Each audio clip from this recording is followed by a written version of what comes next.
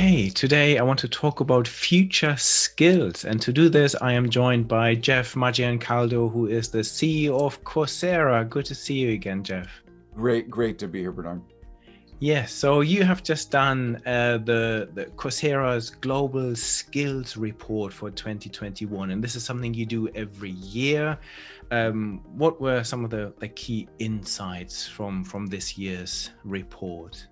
Well, just really quickly, how we put it together. We have over 5,000 courses that our partners have put on Coursera, and they have assessment questions. As you go through the course, you have to answer questions that were taught during the course. And we mark down every single person who tries and who gets the question right and who gets the question wrong. But we also know what kinds of skill is that question testing.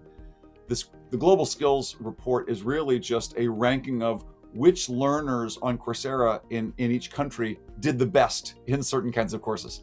And so that's really what this reflects.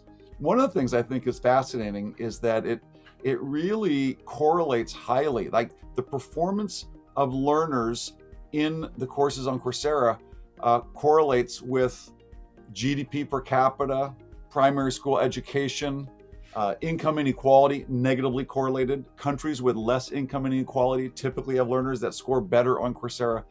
But there's a lot of really strong relationship between the performance of learners in courses on Coursera and other important characteristics about the health of their economy.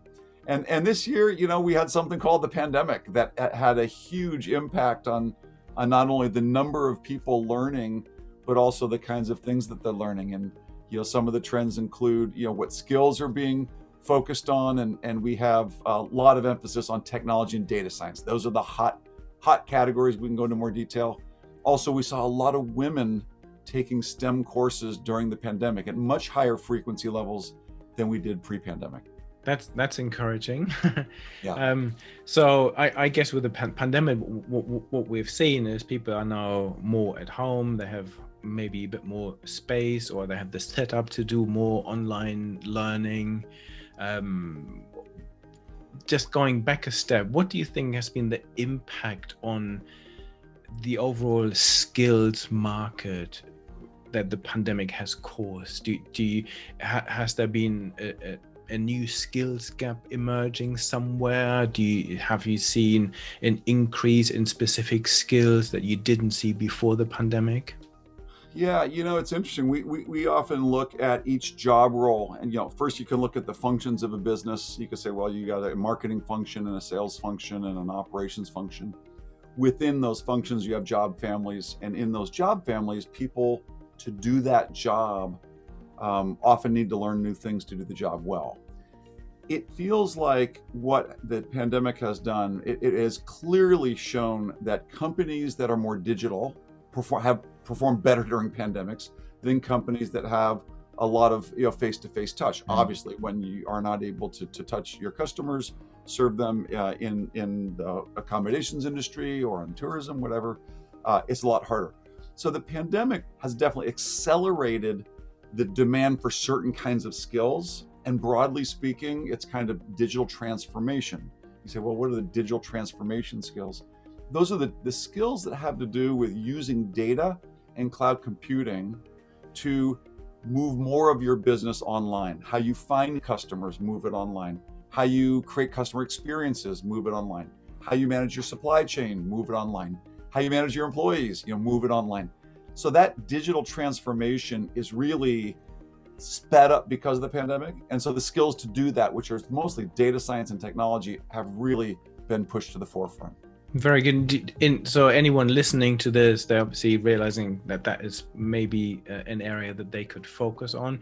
Any specifics in data science and technology that you could highlight? Sure. When we look at the top trending skills in the UK in data science, number one is Python programming. And this is pretty consistent around the world. I mean, almost every country in data science, people cannot get enough of Python. It's an easy language to learn. It's a way to basically do data pipelining. You can pull in data, you can manipulate data, and they've got a lot of great ways to basically display data. So Python as a language is really key. The second most popular trend that in data science skills is statistical machine learning. And this is basically for people who are software engineers, a lot of the software is now being imbued with machine learning, which is kind of predictive abilities. And so teaching software engineers about machine learning is really key. We see a lot of that. And then the third trending skill is probability statistics. The fourth is just machine learning. The fifth is machine learning algorithms. You can tell there's a lot of machine learning happening. This is AI, right? I mean, this is basically the ability for computers to use data to predict what someone's going to do. I mean, that's and interpret things. There's a lot of value from that, and so a lot of companies are looking for those skills. Very good. Now, this is exactly what I see in the market when I work with organizations on their data and AI strategies, that there's a big lack of talent. So that is good to see. The other issue, I think, in this whole space has been that women are not represented in this space. So this is really encouraging to hear that you say more women are now entering the STEM area, looking at technology and data. Yeah, if you look at the representation of women in higher education in the US, more women than men are graduating from college now. So it's over 50%. I don't know around the world if it's at that high ratio, but I do see in country by country more and more women participating in higher education. During the pandemic, what we saw in the US and at Coursera, broadly around the world as well, is in April of 2020, every school was closed. 1.6 billion students could not go to school. Well, guess what? The burden of dealing with that often fell on the woman, even if she was working. And so we've seen very high levels of women dropping out of the labor force, at least for now, during the pandemic. And there's a lot of concern that the labor participation of women in the labor force has really been set back. There is a glimmer of hope, though. If we look at what women were doing on Coursera when they were home, not at work, but home taking care of kids, they were taking a lot of courses on Coursera.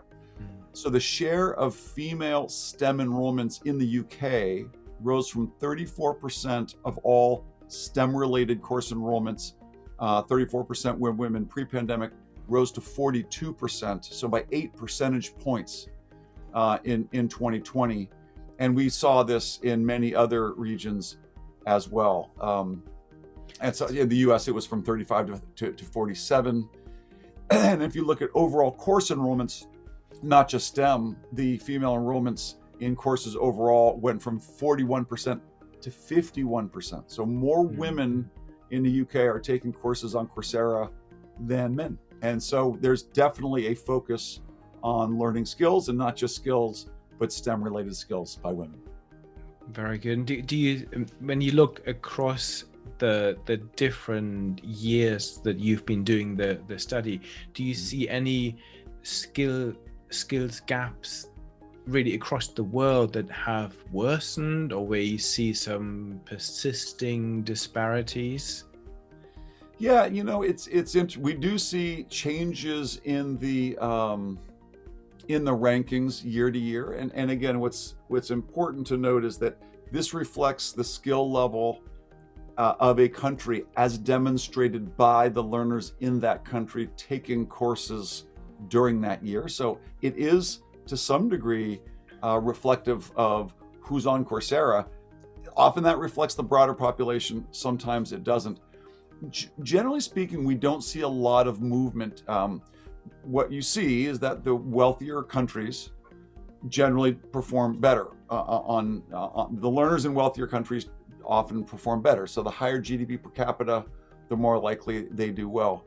I would say that we have seen cases. I was just talking with reporters in the UAE recently, where a country has really focused on a certain type of skill for a certain population, and they put that in front of a population of learners, and they really kind of went after it. Like the UAE in business skills really jumped up in rankings, partly because they had a concerted effort to teach certain types of business skills to certain types of citizens in the UAE. I think when you look at the UK, The business skills category fell a bit, and relatively speaking, relative to other countries, from more competitive to from like 70th percentile down to 30th percentile. It's like, wow, that's a big drop. Again, I think it's reflective of the people coming onto the platform. Maybe they're just not performing as well in the business courses. Technology and data science, though, are both quite competitive. In the upper half of all the 108 countries that we ranked, the UK does pretty well. Europe does. The Scandinavian countries seem to do better. So in technology, all of Europe was ranked 29, and the UK 47, but that's at about 57th percentile. So in the upper half, and in some fields doing even a bit better. Like in data science, the UK is doing pretty well at 70% skills proficiency. Okay, so maybe we can look at the insights people can take away from the skills report from if you're an individual, a business, and maybe a country, and we can maybe tackle them in turn. So if you're someone listening to this and looking at the skills report as an individual, what are some of the key insights from that? What should I take away from in terms of my own skills development? Yeah, I think that there's a question of kind of how fast are things moving? They're moving faster than ever. So the need to be learning is going up higher. Sitting in one place and not learning new skills is going to get more and more problematic for somebody. I think the kinds of skills people are really looking for, employers are looking for, are data science, technology, and business skills generally. And importantly, and this is the first time we put this report together, there's a section called entry-level skills. Here's what I think people need to know. If you're in a career that's not a digital career, like, well, this is great, but I don't know data science, I don't know technology, and I'm not a business person. What we are seeing is a lot of jobs opening up that are high demand, well-paying jobs that don't require a college degree and don't require any prior experience. Things like being a cybersecurity analyst or an IT support professional or a social media marketer. And it's possible to get these jobs by learning skills online. Even if you don't have a college degree or any background, we now have professional certificates that are turnkey programs designed for people who are looking to switch careers. So for an individual, I'd say, it is very possible to switch careers and get an entry-level digital job. They pay well, and I think there's going to be increasing opportunity, especially with remote work, where you can get a job even if that job is not where you live. And I think that's an exciting new field of job opportunities. Yeah, absolutely. For businesses, well, yeah. Where would you like to head next? No, I was just trying to just add another question when you talked about skills for somewhere else in the world. So I guess what platforms like Coursera and some of the courses you're offering are giving people is this opportunity to learn something that they can apply anywhere in the world, right?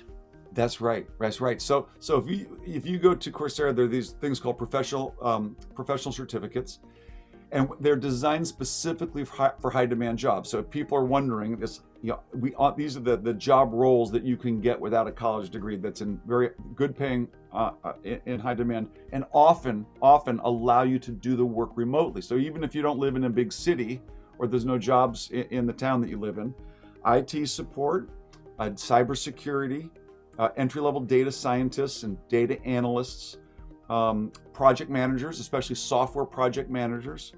There's UX design, there's social media marketing, there's sales operations, sales development representative. These are people who kind of line up new deals.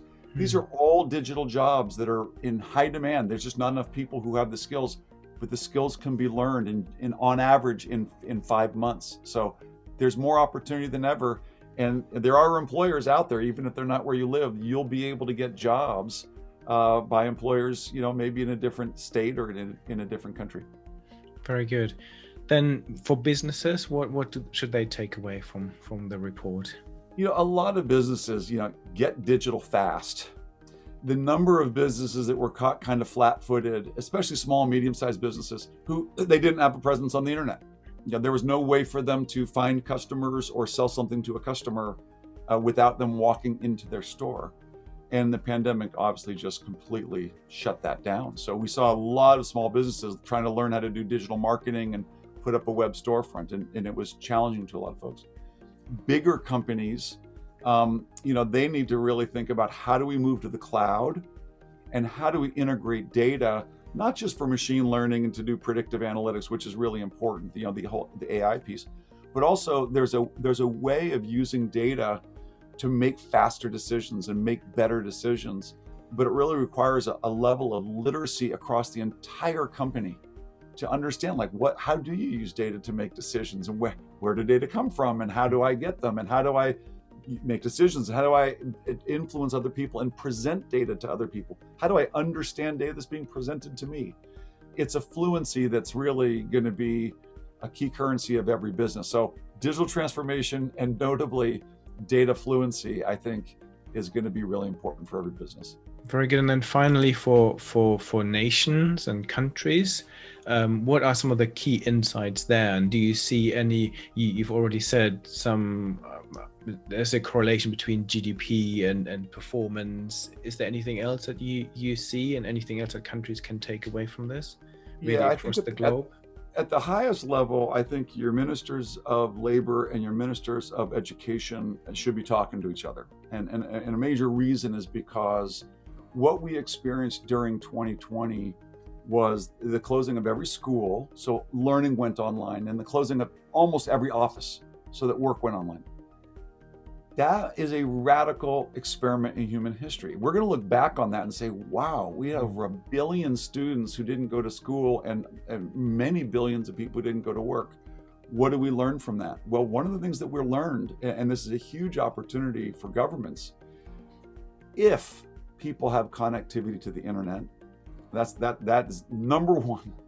Got to provide connectivity and good fundamental education at childhood education. Because if you don't know how to read, you don't know how to write, you don't know mathematics, you're not going to do data science, and you're not going to become a cybersecurity analyst. But if you have good access to internet connectivity to your population, and you have good foundational childhood education, the ability for your citizens to learn much more quickly and much more broadly because of digital learning is much higher. So access to education and quality of education, affordability of education is really much higher with digital. And then the key thing is the job opportunities are no longer constrained to someone getting to an office, especially for those digital jobs. So if I were a government policymaker, I'd say, where am I ranking? What kinds of industry do we think as a country we will do well? And then how do I go digital, both with my learning and with the remote work, so I can provide the greatest opportunities to the people in my country? Very good. Thank you. Where can people find the report if they want to learn more? Yeah, just go to Coursera.org and type in Global Skills Report. Or if you just type into Google, just type Coursera Global Skills Report, you'll get right to it. Very good. Thank you so much, Jeff. That was great. Absolutely, Bernard. Nice to be here. Thanks.